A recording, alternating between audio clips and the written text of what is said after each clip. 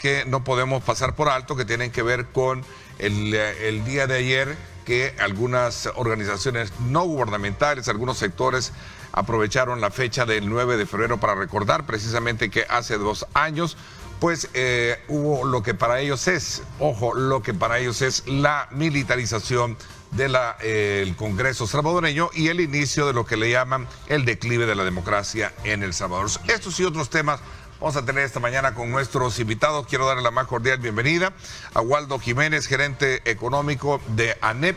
Bienvenido, Waldo, gracias por acompañarnos. Ernesto, buenos días a tu audiencia. Es un gusto estar aquí esta mañana tomando el cafecito ya tan temprano. Un saludo también a quienes verán más tarde esta transmisión en diferido. Así es, en efecto, vamos a también a invitar a ustedes a que estén pendientes de nuestro material que queda desde luego posteado en los diferentes portales electrónicos que tenemos. Como lo decía al principio, estamos en Facebook, estamos a través de nuestra cuenta también en Twitter para que usted pueda tenerlo de manera más inmediata. Tenemos nuestro canal en YouTube de donde usted puede también tener de primera mano nuestros programas. Así es que ya está acá con nosotros en el estudio la directora ejecutiva Leonor Selva, también a quien quiero darle la más cordial bienvenida. Gracias por acompañarnos, Leonor. Buenos días, Ernesto, y buenos días a todos los salvadoreños que ya se están preparando para trabajar.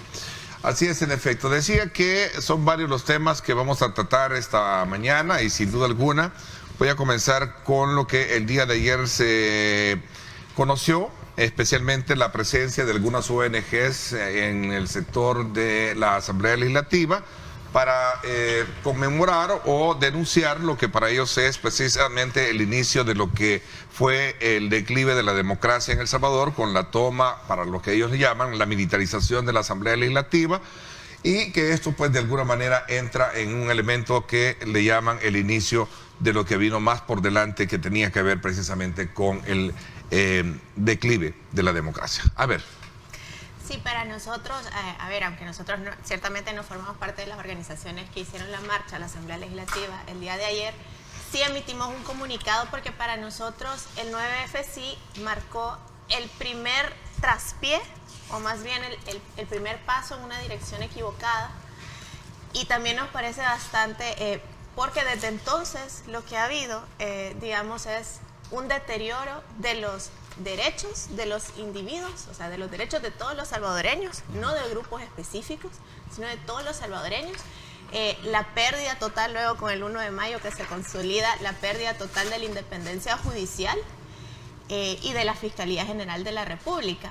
Y lo que nos parece sumamente, trayendo el tema a la cancha que nos compete, que es el tema de la prosperidad económica, nos pareció, de hecho, bastante interesante que justo ayer, que se marcaba el segundo aniversario del 9F, también se marcó una de estas señales de que estas concentraciones de poder, que muchas veces los gobernantes dicen que no tienen costo, que son en beneficio de la población, sí tienen un costo. Ayer nuevamente otra calificadora de riesgo, es decir, otra institución internacional que son las que se encargan de definir qué tan riesgoso o qué tan seguro es invertir en un país, prestarle dinero a un país, nos volvió a bajar de calificación. Si no me equivoco, Waldo, estamos en CCC, en triple C, que si vemos el pool de países que están en esa calificación, realmente es una lástima que a nivel internacional el rostro de El Salvador se esté mostrando como un país no confiable, y que de hecho esta calificadora internacional, para que lean que no solo somos los actores locales, atribuye esa baja calificación precisamente a que cuando se concentra el poder ya no hay garantías de derechos, ya no hay un clima de inversión próspero, y sobre todo que como no hay diálogo, no hay garantía que las políticas públicas realmente sean efectivas, por ejemplo, para el tema que a nosotros nos compete, que es la economía. A ver, sí, este comunicado en el cual se suscribe ANEP junto con otras organizaciones, hace su énfasis precisamente en el tema de la concentración de poder, ¿verdad? Sí, justamente. ¿Y por qué? Porque a partir de eso lo que nosotros se pierde es la garantía de que nadie se preocupa por el trabajo de un funcionario honesto que está haciendo su trabajo bien. Pero cuando se concentra el poder y se pierden los controles, cuando ya no hay un juez que a uno lo defienda, cuando ya la fiscalía depende del control de los poderes políticos, como lo hizo en otras administraciones, pero digamos que se supone que votamos por algo diferente en esta ocasión, lo que perdemos es quién nos defienda ante abusos de poder. Entonces, para nosotros la pregunta siempre es, ¿por qué están renegando de la transparencia? ¿Por qué están tratando de quitar los filtros, los controles y contrapesos? Si eso a un funcionario correcto y honesto no le debería de preocupar. Es más, es garantía para él. A los únicos a los que beneficia que se quiten, que se esté debilitando la ley de acceso a la información pública, que el fiscal general de la República ya no tenga tantos filtros y pueda actuar discrecionalmente y no de acuerdo a lo que le dice la ley, es a la gente que está haciendo cosas incorrectas. A ver, Waldo, ¿cuál es tu impresión digamos, siempre en este marco? Y hemos iniciado nuestra conversación porque esto tiene que ver mucho con la estabilidad que el país debe tener, que cualquier país debe de tener, precisamente para volverse atractivo desde todo punto de vista, de la seguridad jurídica, de ser un factor de inversión importante, aunque vamos a ver también el lado, y eso le compete a este servidor y a este medio, plantear también lo que la parte oficial sostiene. El día de ayer, el aeropuerto de El Salvador estrena su ampliación y moderna terminal de pasajeros, que es uno de los principales hitos que marcan precisamente los 10 impulsos económicos que el presidente de la República ha hablado para el presente año. Pero vamos a ver, vamos a partir de lo que hemos comenzado. Ernesto, hay un dicho: lo que está a la vista no necesita explicación, ¿verdad? Sin duda la foto del 9F con los militares con armas largas, copando todos los espacios en la Asamblea Legislativa, es una foto que explica la naturaleza del actual gobierno. No hay nada que explicar, digamos, yo uso la fuerza y someto a todos los demás que piensan diferente de lo que yo pienso. Al margen si lo que se piensa desde el gobierno está bueno o está malo, ¿verdad? Pero ya solo el hecho de someter a otros, que debes estar bajo lo que yo pienso y lo que yo creo y hacer lo que yo quiero, es una mala señal para el país. No es posible, en la historia de la humanidad, hasta hace 300 años lo normal era estar en dictaduras. Eso era lo normal en la historia de la humanidad. Solo en aquel periodo en Roma y en Grecia originalmente, en el que hubo una democracia, y de todas formas fue una democracia selectiva. Por lo demás, la humanidad ha estado en regímenes de dictadura que hemos llamado zares, reyes, César, hemos puesto nombres bonitos, ¿verdad?, a estos dictadores. Y desde hace 300 años, Ernesto, en el mundo aparejado a la libertad económica, aparejado a la época en la historia de la humanidad donde ha habido más generación de riqueza, desde hace 300 años, con la revolución industrial. Junto con eso apareció la libertad política. Y en muchísimos países y regiones del mundo han habido revoluciones y movimientos para limitar el poder de quien gobierna. De hecho, el Parlamento, yo no sé si tú sabes que este régimen parlamentario que tenemos ahora, el Parlamento en Reino Unido nace con el objetivo de limitarle el poder al rey. ¿Verdad? Entonces, ahora lo que tenemos es un régimen que quiere imponer a todos los demás su punto de vista, y esto lo que provoca es que el país no se consolide su desarrollo económico. Durante muchos años, en los últimos 12, 15 años, nuestros homólogos del COSEP nos dijeron que lo mejor era estar en un régimen en el que el gobierno ve lo político y los empresarios ven lo económico. Esos mismos líderes empresariales que recomendaban a El Salvador seguir ese modelo y están en la cárcel, ¿verdad? Porque el régimen en Nicaragua ha ido creciendo en control y en poder. Entonces, ¿la democracia en El Salvador está en riesgo? Sí, pero eso no quiere decir que esté perdido, porque habemos ciudadanos, organizaciones gente que creemos en la democracia y que cada día vamos a dar la lucha para sacar adelante al país y para que la libertad política prevalezca. Fíjate que precisamente en ese sentido iba mi segunda pregunta. En el comunicado en el cual dejan bien en claro que no fueron ustedes los organizadores de la presencia de ONGs allí en esta concentración frente al Palacio Legislativo, pero sí en la emisión de este comunicado ustedes hablan que la lucha contra lo que llaman el autoritarismo es una tarea de demócratas y que a 2 años de lo que se ha hecho, la mejor manera de seguir enfrentando es defender y ejercer los derechos todos los días. Con ese es el elemento clave que tú mencionas y que iba precisamente con el cierre de este tema que en su primera instancia hemos tenido. Sí, justamente, para nosotros es importante, primero era importante conmemorar el hecho, porque no había que olvidarlo y entender que toda esa cadenita de eventos sí ha tenido consecuencias. Y con lo que tú decías, con tu pregunta inicial yo sé, al mismo lado hemos visto que obviamente porque la economía se ha vuelto la principal preocupación de la ciudadanía, hemos visto que en las últimas semanas el presidente de la República y el gobierno está lanzando este programa de los 10 impulsos económicos y se enfoca en, hasta el momento, en inaugurar obras las cuales ya habían sido anunciadas, algunas volver a anunciar que se va a empezar. Ahí hay una mezcla de anuncios en las 2 conferencias que he hecho hasta el momento. Lo que para nosotros es importante que entienda el gobierno es que este error ya lo cometió el FMLN. El FMLN siempre decía que si ellos estaban haciendo obras públicas, que si el MOPE estaba trabajando y haciendo todos los pasos a desniveles que se hicieron durante la administración del FMLN, eso iba a pesar más para el crecimiento económico que generar estabilidad y seguridad jurídica. Ese es el error que cometió, entre otros, entre muchos otros, el FMLN. Creyó que los empresarios locales e internacionales iban a ignorar o convivir con la corrupción siempre y cuando el gobierno estuviera invirtiendo en obras públicas. ¿Cuál fue el resultado? La población lo sabe. Los indicadores económicos no mejoraron porque si bien es importante que mejoremos la infraestructura aeroportuaria, las carreteras, y si bien eso sí es una parte del dinamismo económico, la base es que haya reglas claras. Y sin la base no hay nada. Usted está construyendo una casa sin los fundamentos. Y eso pesa más. Por ejemplo, ¿qué nos preguntan más los inversionistas extranjeros? ¿O qué le preguntan a sus asesores legales? Vaya, para decir, no le preguntan a NEP. ¿Qué le preguntan?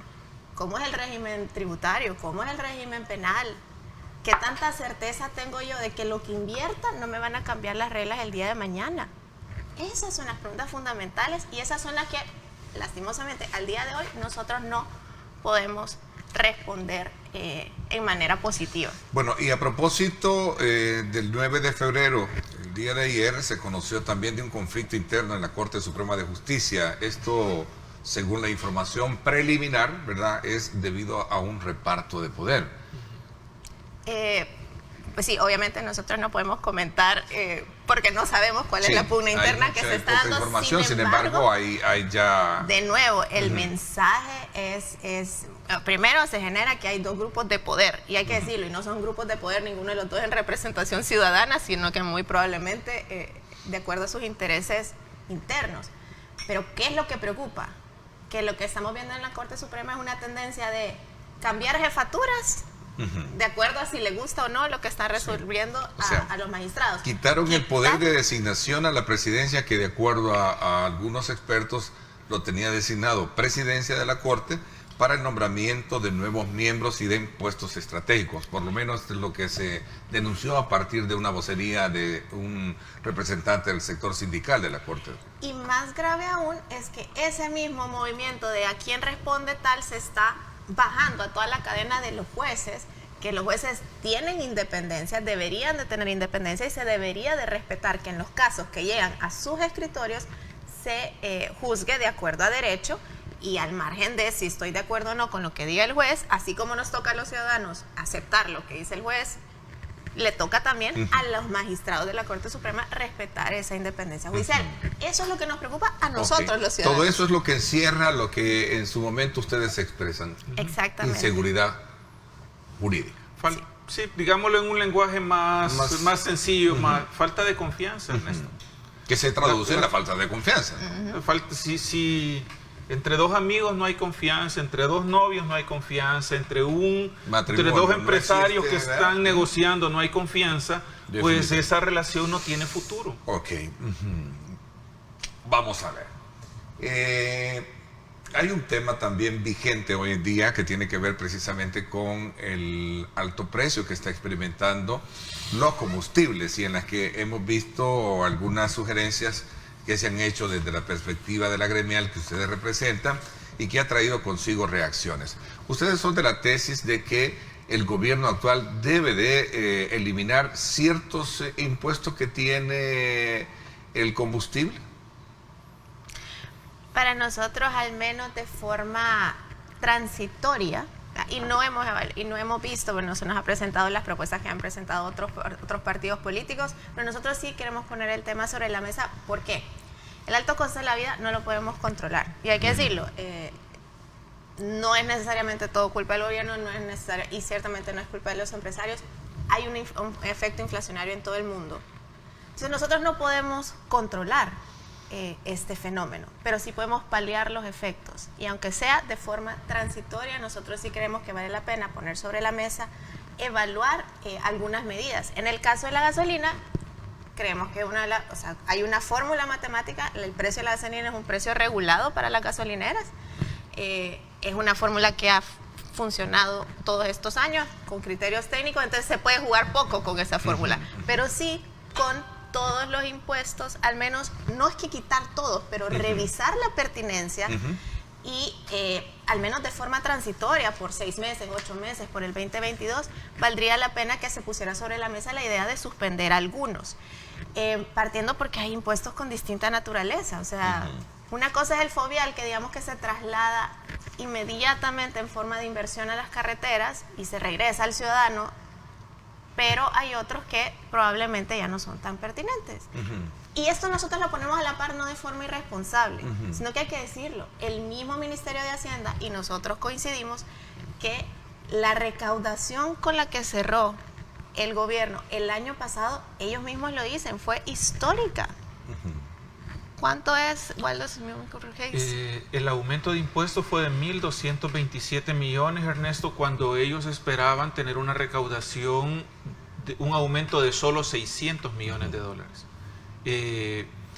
Para tener orden de dimensión de qué significan estas cifras, llevamos más de un año hablando de las negociaciones con el Fondo Monetario Internacional para tener acceso a un préstamo de 1.300 millones de dólares.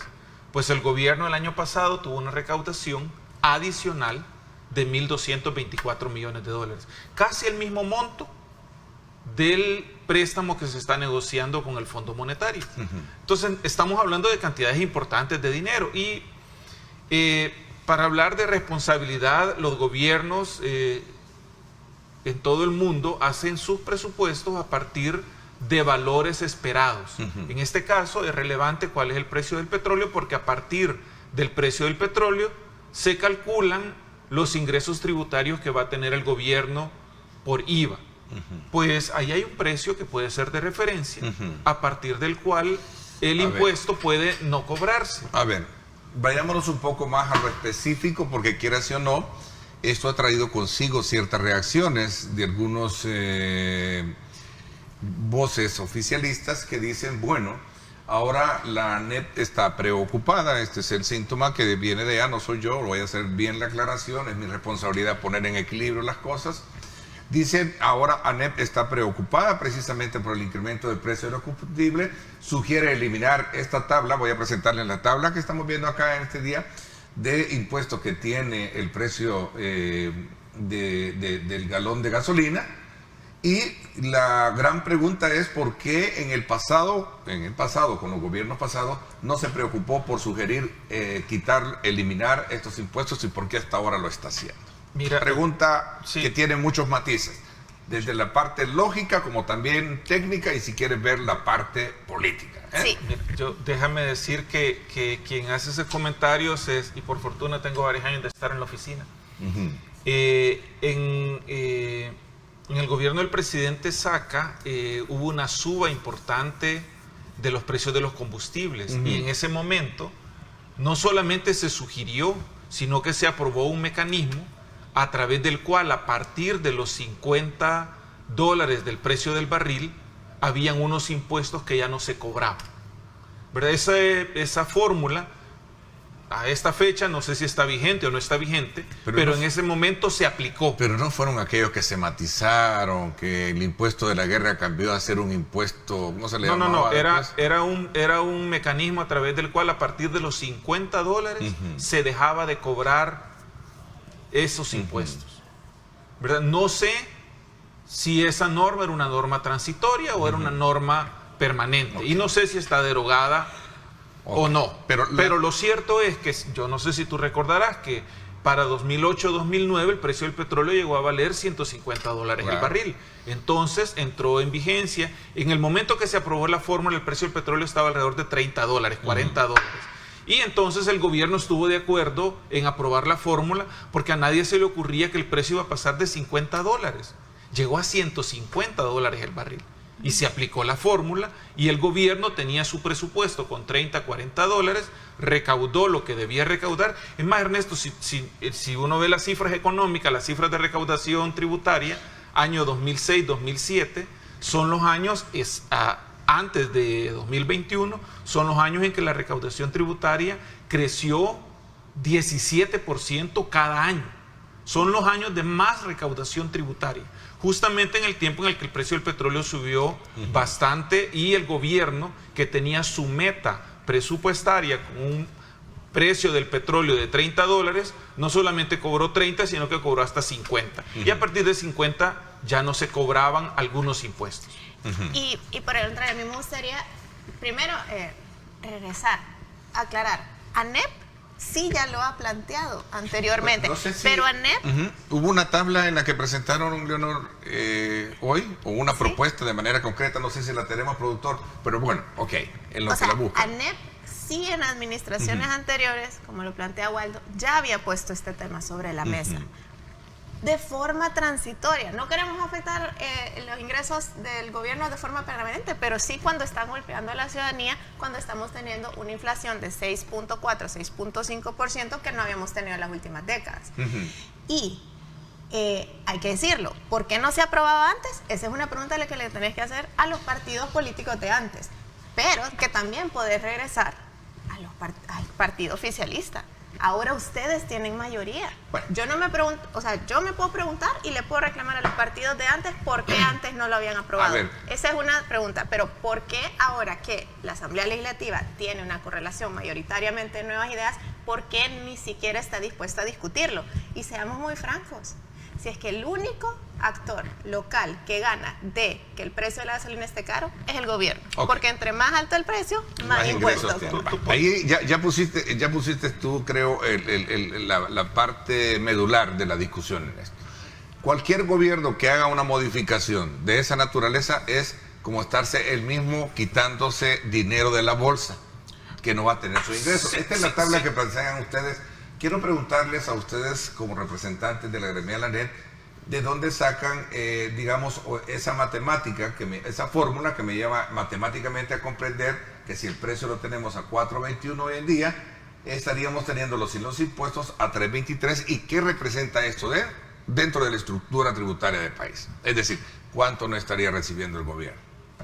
Waldo, no, la parte económica, no técnica. Sí, mira, lo que sucede, Ernesto, es que podemos preguntarle al gobierno en base a qué precio del petróleo supuso los ingresos tributarios del 2022 y a partir de ese valor dejar de cobrar el IVA para el IVA importación de los combustibles.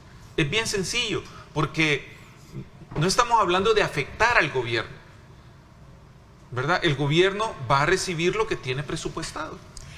y recibiendo lo que tiene presupuestado, quien termina siendo beneficiado es el consumidor. Mire, es el mismo caso que hace unos meses las gremiales empresariales que participan de Cifácil le plantearon al gobierno. El flete ha llegado a valores de 10,000, 15,000 y 20,000 dólares. Pero antes de la pandemia el flete era de 2,000 dólares y se pagaba un impuesto a partir de los 2,000 dólares. Teniendo en cuenta que el flete varía 2,000 dólares, se pagaba un impuesto. La propuesta que hacen las gremiales es: no nos cobre el impuesto a partir de los 20,000 dólares que ahora vale el flete, sino como usted tiene presupuestado cobrarlo con 2,000 dólares, cobre el impuesto teniendo como base los 2,000 dólares. Y los otros 18,000 dólares el empresario los paga, pero no pagan impuestos. Y ese beneficio se traslada al consumidor final porque el precio de los bienes no sube. Que pague por los 2,000, pero no por los 18. Entonces, no se está diciendo, vale, sí. O sea, yo creo que no es responsable decir quitemos los impuestos. Esa no puede, porque entonces me aclaras esta mañana que no están planteando entonces esa tesis que se está manejando allá afuera. No, o sea, mira, yo creo que hay que distinguir dos cosas. Una cosa son los políticos, como los políticos hacen uso de este tipo de... Pero ANEP no está en elecciones, ¿verdad? Por eso te dije yo, aquí hay varios matices, ¿verdad? Lo técnico, lo que puede entenderse por lo que se ve o precisamente por la parte política. Los que están tratando de ganar votos son otros, digamos. No sé si les va a resultar, pero ANEP no está en elecciones, ¿verdad? Entonces, pero hay respuesta para quien cree que por qué no antes y por qué primero, hoy y por qué no antes en la postura. Yo no tengo en esta mano ahora mismo el decreto, pero te puedo enviar el decreto para que lo publiques de cómo en el pasado se hizo una propuesta similar y se aprobó. Ok, interesante. A ver. No, y justamente por eso nosotros lo que queremos es que el mismo gobierno lo ponga sobre la mesa y lo estudie. O sea, ¿por qué? Y hay que recordar que sí, como tú decís, el gobierno estaría dejando de recibir dinero en su bolsa, pero ese dinero lo estaría recibiendo el consumidor. Los salvadoreños lo estarían recibiendo, se lo estarían ahorrando y gastándolo en otros bienes que también pagan IVA, pero que son más necesarios para su estructura familiar. Entonces, no es que el gobierno pierda absolutamente. Y por eso no estamos eliminando todos los IVA, sino que estamos sugiriendo una estructura que permita paliar el precio de la gasolina, que le permita al ciudadano y al salvadoreño volver a comprar un montón de bienes, por ejemplo, de comida, de supermercado, que pagan IVA. Pero sí creemos que es responsable que el gobierno lo considere, sobre todo porque hoy tiene una correlación. La gran pregunta es, bueno, tú decías que tome como punto de referencia lo que proyectó. Es bien sencillo. Y de ahí matemáticamente mantenerse, pero la gran pregunta acá, y perdóname si soy un poco, digamos, ignorante en esto, pero, tú planteas esa tesis de que debería de tomar como punto de referencia lo que se proyectó y con base a eso mantenerse, pero el problema es que tenés ahora un precio internacional que es la que en su momento viene a impactar al salvadoreño promedio, que somos tú y yo y como dice la marca, va Toyota, ¿no? valga. No sé si te paga. No me paga, no da publicidad, pero ¿verdad? Como dice bien el dicho, ¿verdad? Tú y yo y el resto. No, lo que pasa es que ciertamente esa otra parte, el precio del petróleo, el precio al que va a llegar la gasolina a la bomba, ese no nos lo podemos quitar, ¿verdad? Ok. Interesante. El gobierno habla de que este año hay en meta establecer 10 impulsos económicos. Ustedes ya también han sentado una postura con relación a este tema, tienen su versión y vamos a conocerla de qué se trata, ¿verdad? Sí. La opinión que tienen ustedes con relación a lo que el gobierno está haciendo. El día de ayer, por cierto, se dio por inaugurada Antier, una de las terminales que ha sido considerada como la más moderna de pasajeros y que de alguna manera pues representa un hito importante en el aporte al desarrollo turístico de nuestro país, ¿verdad? Y sobre todo logístico. Qué bueno. Por cierto, el presidente de CEPA estará con nosotros en la segunda parte del programa. Federico Anliker estará con nosotros dándonos detalles de estos y otros temas importantes, muy estratégicos para el país. 7 de la mañana con 1 minuto. Gracias por estar con nosotros.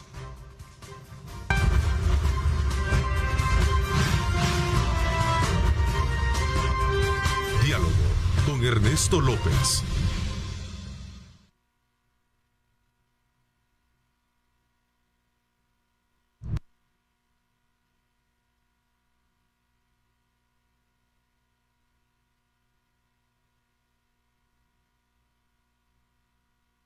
Estás viendo.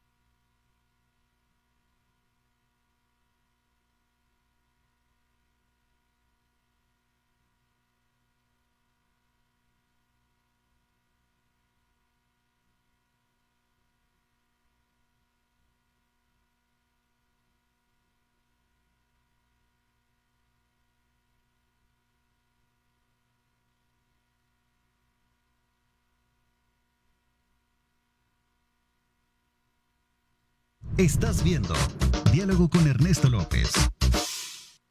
Pide tus medicamentos a tu farmacia del ahorro. Súmate a nuestros clientes que confirman que su app del ahorro es fácil de usar, fácil de pedir. Descarga ya tu app del ahorro. Bueno, aprovecho.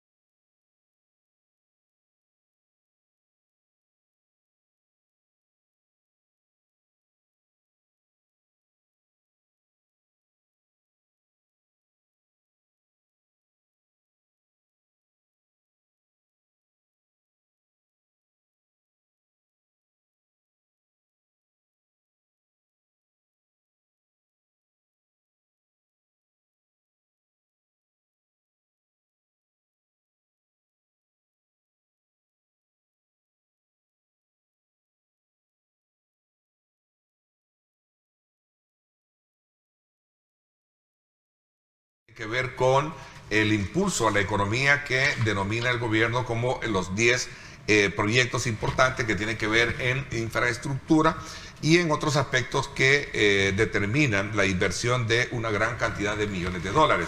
Un elemento importante es que recientemente fue inaugurada el aeropuerto, la ampliación y moderna terminal de pasajeros en el aeropuerto de El Salvador. El presidente, paralelo o en el contexto de todo esto, anuncia una inversión casi de 1.500 millones en obras públicas como parte de ese plan de 10 impulsos a la economía. ¿Cuál es la opinión que tienen ustedes con relación a este anuncio? Mira, Ernesto, yo quiero decir que para las empresas, para los empresarios y para los ciudadanos, es importantísimo que el gobierno haga lo que le corresponde. O sea que ¿qué es el rol del gobierno? Tener un rol subsidiario con las familias más pobres y construir las condiciones para que los privados hagan su actividad económica. La infraestructura es esencial para que los privados, los ciudadanos, las empresas grandes, pero también las empresas pequeñas realicen su actividad económica. Por eso nosotros en la oficina, en ANEP, desde hace muchos años, hacemos un documento, tú lo conoces, los documentos del ENADE, y en los documentos del ENADE tenemos una cantidad de propuestas, de manera particular propuestas en infraestructura. Incluso el último ENADE que hicimos antes de la pandemia, el 2019, le propusimos al actual gobierno una serie de leyes para mejorar la infraestructura del país. Desde la ENADE 2006-2007 está planteado que necesitamos otro aeropuerto. El que 16 años después un gobierno haya empezado la transformación del aeropuerto con 5 nuevas puertas de desembarque es una noticia en la dirección correcta, ¿verdad? Qué bueno. Lamentablemente han pasado demasiado tiempo donde nuestro aeropuerto se quedó obsoleto. Y si usamos el discurso político, ¿verdad? Porque quizás los mismos de siempre nunca hicieron lo que les tocaba en aquel momento de invertir y de modernizar el aeropuerto. Ahora se está haciendo a un modelo que no estamos seguros que sea sostenible porque lo está haciendo el mismo gobierno desde la misma cepa. Es posible que la actual dirección de cepa tenga todas las energías para hacerlo, pero tú sabes que los gobiernos cambian y no estamos seguros si las siguientes administraciones de cepa van a tener el mismo impulso. ¿Sugerirías tú en algún momento o pensarías tú que era bueno concesionarlo, sí, verlo desde el punto de vista de la está planteado en los documentos de ENADE desde hace muchos años. Pero entiendo que va bajo esa, digamos, figura también contemplativa, ¿no? No sé, hay una parte de ser público-privada. Hay una parte del aeropuerto, el manejo de la carga, que está siendo concesionada bajo un esquema de socio público-privado. Nosotros pensamos que debe concesionarse de manera completa. Miren, incluso hubo un estudio del gobierno de Francia de hace 20 años que hablaba de una inversión en ese momento, hace 20 años, de $800 millones para tener el desarrollo de un plan maestro que pusiera el aeropuerto de El Salvador en el primer nivel. Ahora ya Panamá nos tiene de lejos comido el mandado. Y nos parece que la inauguración de estas 5 nuevas puertas de desembarque es una noticia en la dirección correcta. Felicitamos al gobierno, a CEPA, a su presidente por el trabajo que han hecho, pero el trabajo que se necesita hacer tiene muchísimos más retos. Sin duda en la entrevista que tú tendrás con el presidente de CEPA más tarde, nos vamos a enterar de la manera en que el gobierno piensa abordar los múltiples retos que tiene no solo el aeropuerto, sino también los puertos que tenemos, que de nuevo tenemos la misma historia. Construimos hace 20 años un puerto en el oriente del país y han pasado 3 gobiernos, 4 gobiernos y sigue abandonado esa inversión que hizo el país y estamos pagando todos los meses por ese préstamo, ¿verdad? Y ya otros países, ya el Canal de Panamá hizo una nueva ampliación. El diseño y el modelo de negocio que se tenía para ese puerto ha quedado desactualizado lamentablemente. Aquí no se trata de partidos políticos, se trata de que el gobierno tiene unas tareas, independientemente del partido político que gobierne, el gobierno tiene unas tareas y esas tareas, si las hace bien, beneficia a todo el país. Si las hace mal, es un costo como está haciendo el Puerto de la Unión. Uno de los elementos importantes que planteó en su discurso el presidente es que no solo crezcamos a nivel macro, sino a nivel micro, claro, que lo sientan las familias salvadoreñas a lo largo del país. Queremos lanzar el primero de esos impulsos económicos a través de las obras públicas, que es lo más importante e inmediato para la gente. Eso es parte del sustento que planteaba el presidente. Justamente, y es que así lo hemos planteado desde que lo advertíamos en septiembre del año pasado que lanzamos nuestro informe económico. Las cifras macroeconómicas nos están contando una historia bastante positiva. Nos están validando que el esfuerzo de los trabajadores, las empresas y las familias salvadoreñas nos ha logrado llevar a un punto de recuperación económica. Pero a partir de septiembre sí vemos que los indicadores empiezan a contar una historia más complicada, porque a nivel sectorial el crecimiento es desigual y en algunos casos digamos que la tendencia que se traía de más 20 volúmenes, más 20 precios, ha empezado a decrecer y por eso es que nosotros es importante que tengamos este tema económico sobre la mesa. Nosotros estamos de acuerdo con el presidente. Los países no solo viven de las cifras macroeconómicas, al final lo que tenés que cambiar es la realidad del ciudadano, ¿ya? Y nosotros desde las empresas eso es lo que hacemos a través de la generación de empleo formal.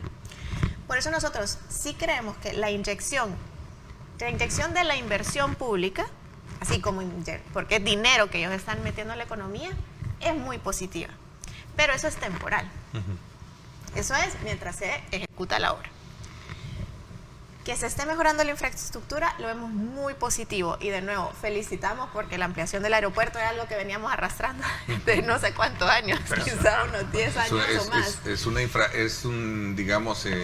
Una infraestructura indispensable si queremos empezar a abrir, digamos, el país desde el punto de vista de logística, turismo, etcétera, ¿no? logística. Nosotros no estamos desmeritando esa obra, solo le estamos diciendo que ese paso que quiere dar el presidente de cambiar vidas de los salvadoreños requiere seguridad jurídica, porque requiere que se generen empleos formales. Y eso solo lo hace de forma permanente y sostenible el sector privado. Y eso solo lo hace quien está dispuesto a poner de su plata, porque a veces se nos olvida, el empresario pone de su dinero o de un préstamo que él está garantizando, le apuesta a que por los próximos 10, 15, 20 años, en lo que le va a tardar recuperar su inversión, le apuesta a un país. Y eso requiere, al lado de buena infraestructura, seguridad jurídica, reglas claras y un órgano judicial que imparta justicia imparcial. Nosotros solo estamos diciéndoles que si no, la inversión que está haciendo el gobierno se va a quedar corta versus las expectativas de los ciudadanos si no cumplen esta otra parte de su tarea, que es su deber hacer. Tener reglas claras, garantizar derechos ciudadanos. A ver, en esta hay un mensaje, o mejor dicho, un planteamiento con relación al impulso, y ustedes hablan precisamente de las garantías que deben de existir, que pasan con lo que tú mencionas, con las libertades ciudadanas, entre otros aspectos que hemos hablado a lo largo de lo que es este programa, que tiene que ver con la confianza, la seguridad jurídica, política, etcétera, etcétera. A ver, otro de los elementos importantes que no podemos pasar por alto acá es precisamente el cierre de lo que significa las negociaciones con el Fondo Monetario Internacional, que es un elemento importante que creo que tú lo mencionabas al principio, sobre todo cuando se trata de establecer, bueno, vamos a desarrollar toda una agenda de inversión, pero necesitamos también, por no contar con los recursos propios, la necesidad de los avales pertinentes, como es el caso del fondo, que es la instancia que da los avales y mide los alcances que podemos tener nosotros para el manejo de nuestras finanzas y precisamente para manejar deuda. Es que la señal del Fondo Monetario, Ernesto, más allá del dinero, que siempre el dinero se ocupa, ¿sí?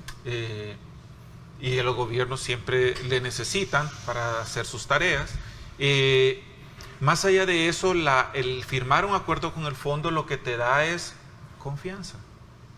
Y no solamente con el fondo, sino con otros organismos internacionales como el Banco Mundial, el BID, el mismo BESI, aunque hay otra forma de gobierno, con inversionistas que deciden comprar nuestros bonos, ¿verdad? Con inversionistas que no son inversionistas financieros, sino que quieren venir a invertir al país. Y una de las cosas que ven, uno de los indicadores, ¿cómo está el riesgo país? El riesgo país se mide por el ENVI, está arriba del 15%. ¿Siguen viendo ustedes como gremial el país conflictivo? Bueno, de hecho lo sostiene el riesgoso, digamos. ¿Ya? Porque dice aquí, para mantener tasas de crecimiento, es prioridad que el país debe de ser, reducir ese grado de conflictividad, ¿no? O sea, ¿siguen viendo ustedes bajo esa lógica? Sí, es que mira, si nosotros tuviéramos, lo que pasó ayer en la Corte Suprema, que tú un poco lo explicabas, allí hay conflicto, digamos. Y el final que haya conflicto no es el problema. El tema es cómo se resuelve el conflicto, ¿verdad? Eso es lo relevante. ¿Con reglas o con discrecionalidad? En la medida en que un país es más seguro, disminuye el riesgo país, da confianza, va a permitir que otros efectivamente vengan a invertir.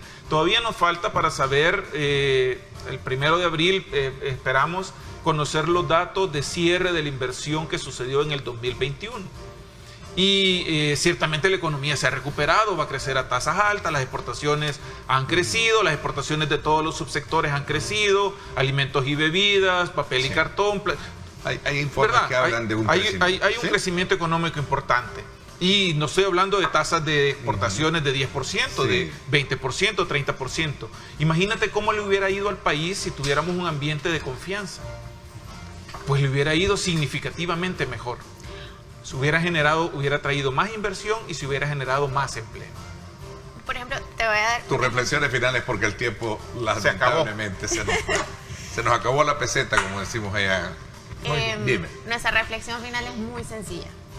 en el 2021 logramos cosas increíbles. Los trabajadores y las empresas recuperamos la economía de una forma que no lo habíamos hecho antes. Pero las decisiones que tenemos en el 2022 y las señales que se mandan desde el gobierno de diálogo, de políticas públicas con una planeación, menos sorpresa. Yo entiendo que políticamente dar sorpresas es chivo, pero no cuando tú estás manejando la economía. Esas son las señales que nos van a permitir seguir esta trayectoria positiva o volver a las tasas de crecimiento un tanto mediocres que teníamos antes de la pandemia. Eso es lo que nos estamos jugando. Ok. Quiero agradecerles el que me hayan acompañado, aceptar la invitación de conversar. Creo que para nosotros como medio de comunicación es importante conocer los diferentes opiniones que tienen actores como ustedes, y vamos a estar más adelante también conociendo otros elementos importantes que gravitan en este contexto del país. Así es que, como siempre, gracias por acompañarnos, Leonor. No, gracias Ernesto, gracias Waldo y gracias a todos los que nos vieron. A ti también, Waldo, gracias por habernos acompañado. Te agradezco muchísimo con tus aportes con relación al análisis económico.